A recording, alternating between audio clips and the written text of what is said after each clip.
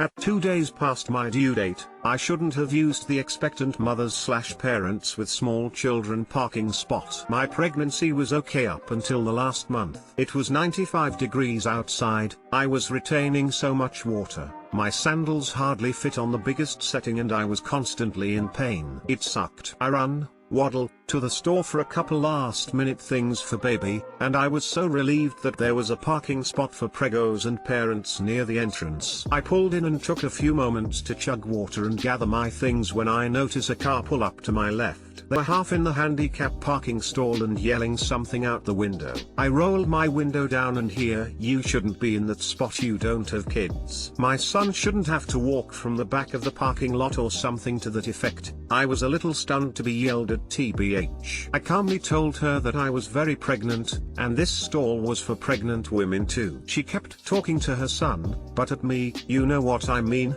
Sorry son, you have to walk in the heat, because this lady parked in our spot." So, I opened my door and hoisted my giant, Lan Whale-esque body out of my car. She was still turned around talking to her son, and when she finally saw me, I was about 3 feet away from her window. I bent down, "Lol, no," I tilted my head down, and said, "Do you see how pregnant I am? I think you and your son will be okay walking." And then I saw the son. He was like 7. The kid can walk. She just sighed and drove away. I was so pissed. I wish I said more to her. Not to mention the parking spot doesn't belong to her by default just because she has a child. And if he's visibly old enough to walk on his own without mobility equipment, then she can park medium far away and then carry him into the store if it's too hot for him. And the expectation that she should get preferential parking for her 7-year-old child is so stupid. Those spaces are for people who have babies and toddlers, not kids who are capable of making their own meals. FFS. Guy had the same thing. Except it was January in Canada, so like 25°C, and the entitled banana parked one stall farther from the store. Literally the stall next to me. It's the most frustrating thing when your patience is already at 0. What an zucchini. What so much karma RTHXXX. Something needs to be done about entitled parents. I feel you up. I was 10 days late and it sucked. I'd forgotten what my feet looked like, and if I turned round too fast I could have wiped out a large family. I don't know how I would have dealt with an EP on top, but in my head I would have given birth there and then and slapped her about the head with my placenta. Take that EP coconut. That mother is the laziest dipshit out there. Like geez, I was walking from like 4, talking about the parking lot. Not that I was unable to all until I was 4. You're going on vacation? Take my kids with you. My boyfriend's cousin, his paternal uncle's daughter, has 4 children. Each of her kids is the personification of the word bratty. The said cousin refuses to discipline them and constantly makes excuses for their behavior. She's also very judgmental of our decision to not have children. She has often made some snide comments towards me, implying that I'm the selfish cheesecake who is depriving my BF of the joys of raising children. For these reasons and for her generally entitled behavior, my boyfriend had cut ties with her. However, when he and I visited his parental home 3 days ago for his parents' anniversary celebration, we ran into her again. My boyfriend's dad had urged him to use this occasion to mend bridges with the cousin. So we both tried to make nice and engaged in small talk with her. During our conversation, BF mentioned that we were leaving for Melbourne for vacation in a few days. This cousin's eyes lit up. "Oh, that sounds like so much fun," she said. "My husband and I haven't gone anywhere since our honeymoon." She whined some more about how hard it is for them with 4 kids, if only they could afford such luxuries, etc etc etc. I could tell where this was going. My boyfriend probably felt sorry for her and,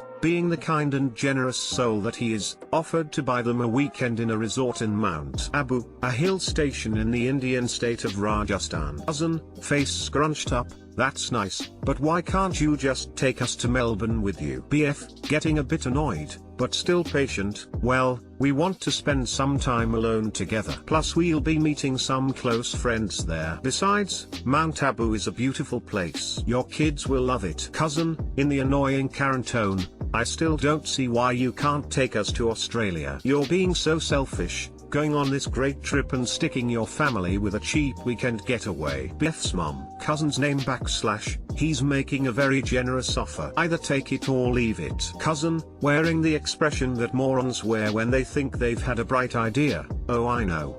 Why don't my husband and I go to Mount Abu and you can take our kids to Melbourne? Me, what? Cousin, it's a great idea. The kids can have fun in Melbourne with you two and my hubby, and I can enjoy a peaceful weekend. This way the kids can actually spend some time with their uncle. You never make time for them. BF, I'm offering for the last time. It's either the weekend in Mount Abu or nothing at all. And why the hell would we ruin our vacation taking care of your kids? Cousin, how can you say that?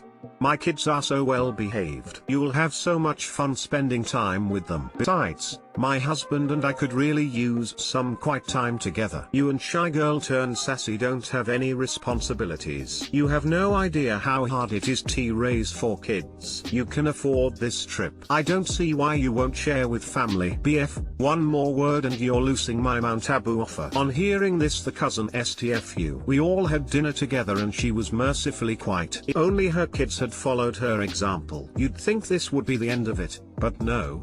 We had seriously underestimated her dedication to her Karenness. This morning, cousin showed up at my apartment with the kids in tow. I was shocked to see her, of course, and asked if something was wrong. She smiled and said, I'm just here to drop the kids off. You're leaving tonight, right? After taking a second to recover from the shock, I asked, did you fall and hit your head on something?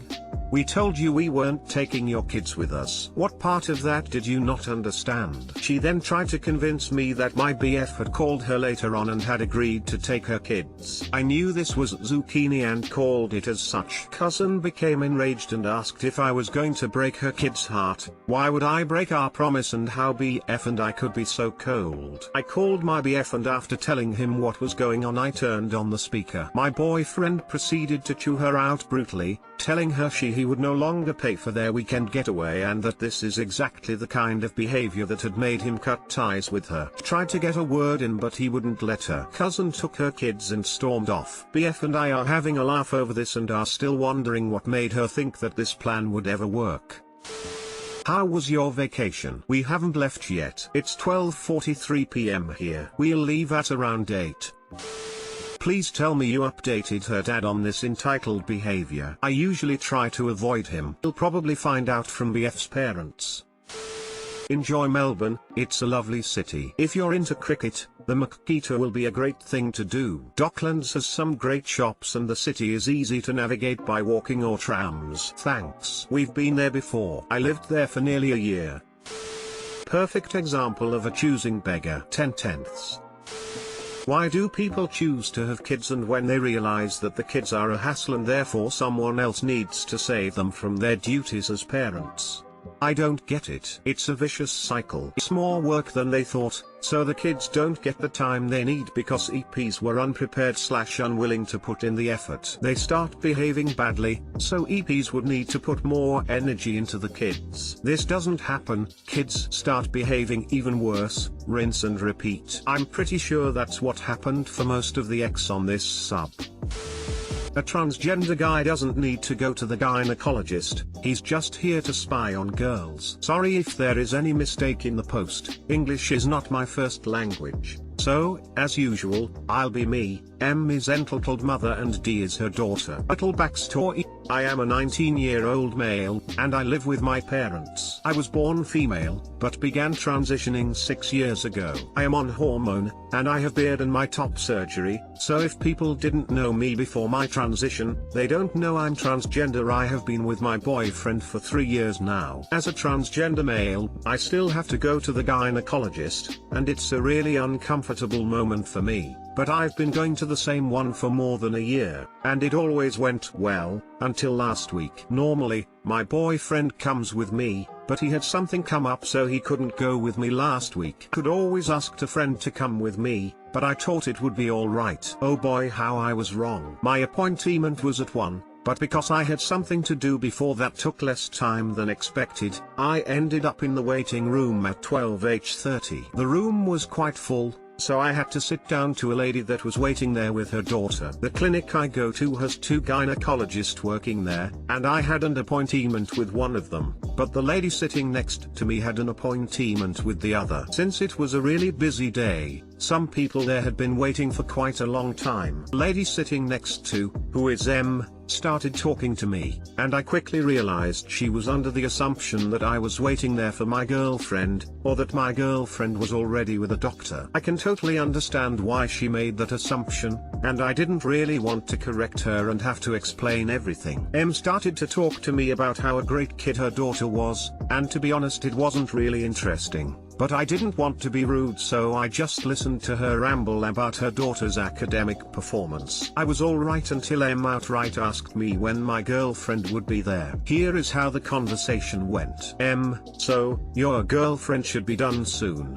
No? We've been waiting for her to finish for a long time. Me: I'm not here with my girlfriend. I'm actually waiting to see a doctor too. M: what?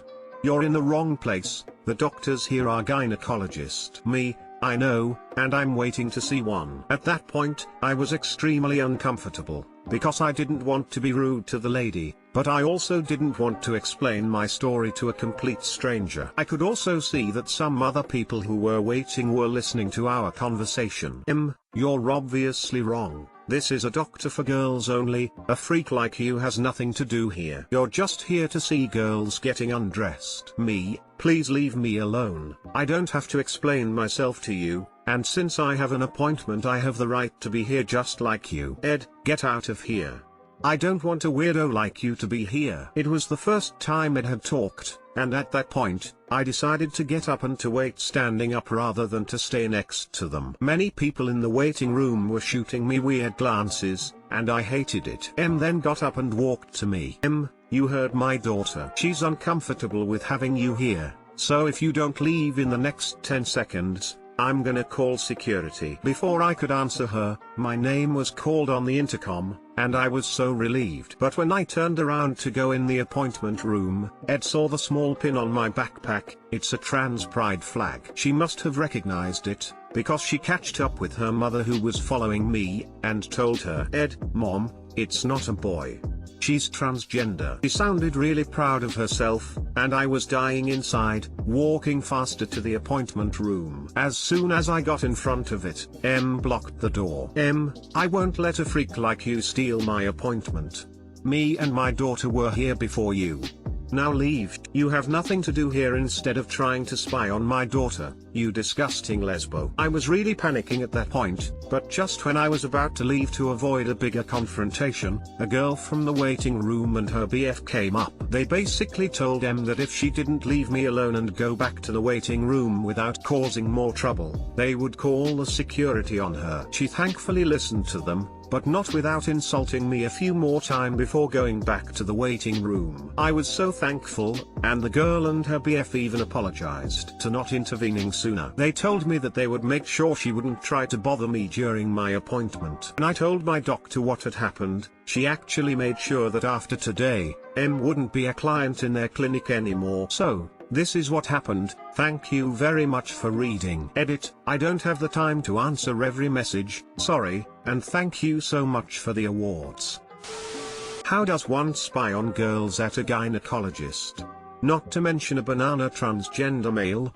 I'm pretty sure I'd assume that would be the last place you'd want to be. I'm a female and it's still the last place I'd want to be even if I was coconut. So sorry you dealt with that. Proud of your attention to your health despite how uncomfortable it is and impressed with your behavior dealing with that horrible woman. I've never been to a gynecologist, but I'm pretty confident a gynecologist appointment, like all medical appointments, isn't communal.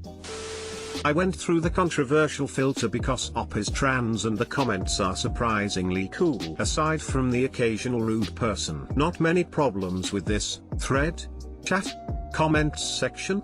Little place. One person actually damned me to try and convince to get professional help in getting my head right, but aside from that, mostly everyone has been really kind. My ex-GF is trans, and even though we broke up, I would give them a piece of my mind, because she is an amazing person. So, she transitioned from male to female?